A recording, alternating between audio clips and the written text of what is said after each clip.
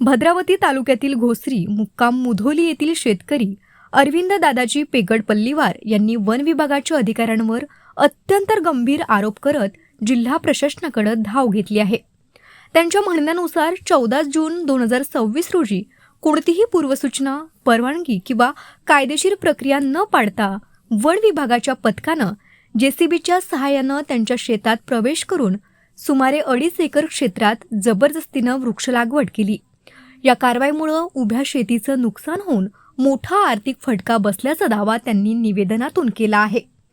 पेगड पल्लीवार यांनी सादर केलेल्या निवेदनात संबंधित जमीन प्रकरण 2021 पासून प्रशासकीय स्तरावर प्रलंबित असल्याचं नमूद केलं असून जिल्हाधिकाऱ्यांच्या आदेशांची दखल न घेता वन विभागानं एकतर्फी कारवाई केल्याचा आरोप केला आहे। याबाबत अधिकाऱ्यांना जाब विचारला असता उद्धट वर्तन करण्यात आलं, तसंच धमकीची भाषा वापरण्यात आल्याचाही गंभीर आरोप त्यांनी केला आहे। त्यामुळे या संपूर्ण प्रकरणाची स्वतंत्र आणि निष्पक्ष चौकशी करण्याची मागणी जोर धरू लागली आहे। या प्रकरणात दोषी अधिकारी व कर्मचाऱ्यांवर कठोर कायदेशीर कारवाई करावी, शेतातील जबरदस्तीने लावलेली झाडे हटवावीत, शेतीच्या नुकसानीचा पंचनामा करून योग्य नुकसान भरपाई द्यावी आणि भविष्यात अशा प्रकारच्या मनमानी कारवायांना आळा घालण्यासाठी ठोस उपाययोजना कराव्यात अशी मागणी निवेदनातून करण्यात आली आहे। या निवेदनाच्या प्रती मुख्यमंत्री तथा गृहमंत्री देवेंद्र फडणवीस, मुख्य वनसंरक्षक चंद्रपूर तसेच उपसंचालक कोर ताडोबा व्याघ्र प्रकल्प यांनाही पाठविण्यात आला असून या प्रकरणाकडे जिल्ह्यातील शेतकऱ्यांचं लक्ष लागलं आहे। मौजा घोसरी इथे जे अरविंद पेगड पल्लीवार यांची जे वन विभागाची अतिक्रमित जे जमीन आहे त्या जमिनीच्या संदर्भामध्ये वनहक्क कायद्यानुसार जे जबरदस्तीची जमीन आहे त्याचा पट्टा करण्याच्या संदर्भामध्ये प्रोसेस सुरू आहे आणि जिल्हा वन समितीकडे ते प्रकरण न्यायप्रविष्ट आहे।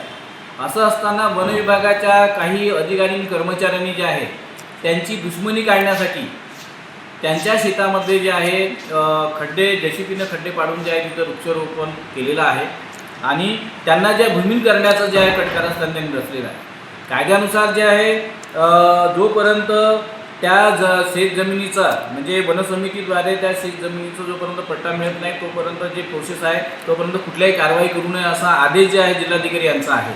असं असताना सुद्धा जाणीवपूर्वक वन अधिकारी जे आहे त्यांचा बदला घेण्यासाठी त्यांनी एक प्रकरण समोर आणलं जे वन कामगार जे आहे त्या वन कामगाराचे जे काम न करता त्याच्या अकाउंटमध्ये पैसे टाकणे आणि नंतर पैसे अधिकाऱ्याकडे येणे अशा प्रकारचं जे प्रकरण त्यांच्याकडे उदाहरण आहे आणि त्याच्याकडे पुरावे आहे आणि म्हणून त्याच्यावर कारवाई करण्याच्या संदर्भामध्ये त्यांच्या शेत जमिनीवर जे अशा प्रकारचं जे आहे वृक्षारोपण करून त्यांना भूमिहीन करण्याचं काम त्यांनी केलेलं आहे आणि म्हणून यासाठी जिल्हाधिकारी यांच्याकडे आम्ही तक्रार केलेली आहे। जर हे प्रकरण निपटारा झालं नाही तर वन अधिकाऱ्याच्या विरोधामध्ये आम्ही आंदोलन करू अशा प्रकारचा इशारा आम्ही देतो।